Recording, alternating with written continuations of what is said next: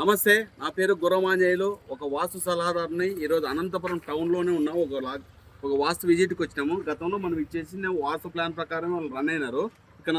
ఇక్కడ వచ్చేసి ఇది ఉత్తరం తూర్పు కలిసిన మూల ఈశాన్య మూల, అది వాయు మూల, అక్కడ వచ్చేసి ఆగ్నేయ మూల, ఆ మూల చూపించిన అది నైరుతి మూల.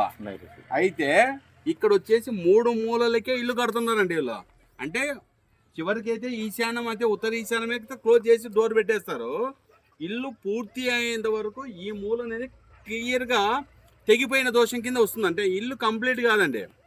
సింహద్వారం పెట్టాలనే ఉద్దేశంతో వీళ్ళ ఆలోచన ఏమున్నదంటే, ఇది పిల్లగోడ అనేది కట్టలేదండి. ముందు ఈ మూల తిప్పలేదు. ఈ మూల తిప్పుకోకుంటే ఉత్తర ఈశాన్యం తెగిపోయిన దోషం అయ్యి ఇల్లు ఆగే పరిస్థితులు కూడా రావచ్చు.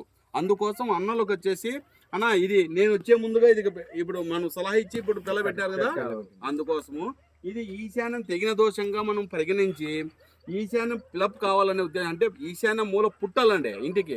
ఈశాన్యం లేని దేవస్థానంగా ఏర్పడుతుంది కాబట్టి ఈశాన్యం ఉత్తర ఈశాన్యం పిలప్ అయిపోతే తూర్పు ఈశాన్యం ఉత్తర ఈశాన్యం కలిసి మూల ఇది తూర్పు ఈశాన్య మూల అవుతుంది. అప్పుడు ఇల్లు కలగా ఉంటుంది, అభివృద్ధి అవుతుంది, పూర్తిగా ఇల్లు కంప్లీట్ అవుతుందని లక్ష్మీవాసు సలహా. ఇలాంటి దోషాలు ఎలా చేయకూడదండి.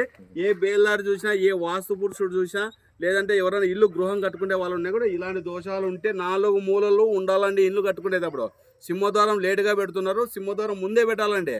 ఇల్లు గృహం స్టార్ట్ అయ్యేటప్పుడే సింహద్వారం మొదలు పెట్టే రన్నింగ్ చేయాల. చాలా మందికి అనంతపురం జిల్లాలో సింహద్వారం పెట్టక ముందే ఇల్లంతా స్లాబ్ వేసేసి పెట్టేస్తున్నారు. పురాతన వాస్తు ప్రకారం అయితే సింహద్వారం విండోస్ పెట్టిన తర్వాతే స్లాబ్ పడాలండి. కాకపోతే ఇప్పుడే ఈ మధ్య అధునాతమైన వాస్తు పరిజ్ఞానం వచ్చేసి ఈ విధంగా చేసుకునే స్లాబ్ సిస్టమ్ వచ్చింది కాబట్టి ఈ విధంగా ఫాలో అవుతారు. అది మీ ఇష్టము. అయితే ఈ రోజుల్లో ఇలా ఈశాన్యం తెగిపోయిన దోషంగా మనం వాకిళ్ళు పెట్టుకోవద్దు. వాకిలు పెట్టేటప్పుడే పంచలు కట్టుకుంటానండి. పంచ ముందుగానే కట్టేసుకొని మూలలు కూర్చోబెట్టుకున్న తర్వాతే వాకిలు పెట్టాలి. థ్యాంక్ యూ అండి. మీకు గుర్రమాంజనేయులు.